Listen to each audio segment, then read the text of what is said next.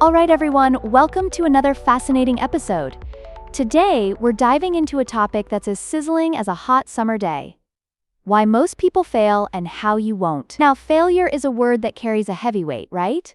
But what if I told you that failure is just a stepping stone? Imagine climbing a mountain. Every misstep, every slip adds to the adventure. So we're gonna unpack that. Wait, so you're saying that, people keep making the same mistakes instead of learning? Could you give some examples of what that looks like in real life? I don't know, maybe in a work setting? Absolutely. Great question. Let's say you're in a job interview, okay? And you bomb it because you were unprepared. Now, if you're the type of person who wallows in that failure and doesn't take the time to reflect, what went wrong? Did I not research the company? Did I not practice? Quote, then you may end up repeating that failure. However, if you say, all right, I messed up, what can I do differently next time? Quote, and tweak your approach, boom, you're already on the path to success. Ah, got it. So it's really about reflecting and adapting, huh? But I feel like some people might even get trapped in their own patterns. Do you think there's a way to recognize when we're doing that? Just stuck in a loop? Yes, definitely. Recognizing those patterns is key. It's like trying to get out of a maze. You keep hitting walls, but instead of turning back, you, take a moment and analyze the maze itself. You can ask yourself questions like, am I avoiding certain tasks because they make me uncomfortable? Or, am I listening to the same negative self-talk every single day? That's where journaling can help, When we write down our thoughts, we get a clearer picture of what we're struggling with. Oh, wow, journaling. I've heard about that, but I didn't think it could be part of, breaking patterns. Is it really that effective? Absolutely. Think of journaling as your personal therapist. It's a way for you to filter through your thoughts. When you put pen to paper, it's like you're shining a flashlight on the dark corners of your mind.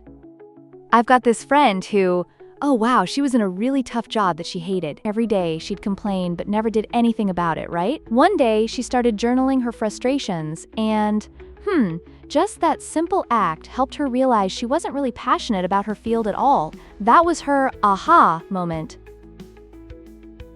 Wow, that's super interesting. So I assume she made a huge change after that, right? But what if someone is scared to make those changes? I mean, change can be really intimidating. Oh, for sure. Fear is like that monster under your bed. It seems huge, but when you actually look at it, it's just a shadow. Change feels daunting because it's the unknown. You can start small, like setting little goals. Picture this. If you want to run a marathon, you don't start by running 20 miles the first day, right? You start with a run around the block. Incremental changes build confidence. Ooh, that makes total sense. So I guess if I wanted to switch careers or something, I could start by, shadowing someone in that field? Exactly. That's a perfect example. Just step into the world you're curious about. If you want to be a chef, spend a day in a kitchen. It's about feeding your curiosity. Even if it feels frightening, taking those small, brave actions will, make the leap to a bigger change. Feel like a breeze instead of a hurricane. Awesome. So what you're really saying is, it's about taking those little gutsy steps instead of trying to leap into the unknown head first? That actually seems doable. You got it. It's really powerful. And I think that's where a lot of people misjudge their potential. They see success as this big, lofty goal, but success is a series of small wins stacked together. If you celebrate those little victories, you'll build the momentum that takes you further than you ever thought possible. Yes, build on those wins. Do you have any tips on how to celebrate those small victories? Can you give me some ideas to help me remember to do that? For sure. Celebrating small wins is like throwing mini parties for yourself. It doesn't have to be extravagant. It can be as simple as treating yourself to your favorite coffee or taking a moment to do a happy dance. Perhaps you set up a reward system, like after completing a tough project, you, allow yourself a day trip somewhere fun. Just make it personal. Figure out what makes you feel like a winner.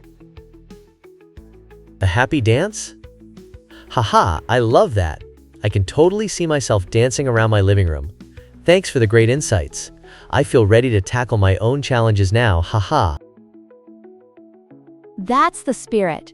Remember, it's all about progress, not perfection. Let's keep that momentum going. For sure. I can feel the energy. So like, what if I hit a roadblock down the line? Is it normal to feel lost sometimes? Absolutely. Hitting roadblocks is part of the journey. It's just another opportunity to learn. Think of it as a detour, not a dead end. You can always gather yourself, reassess your route, and keep moving forward. I like that. A detour is way less intimidating than a dead end. Thanks again for sharing all these insights.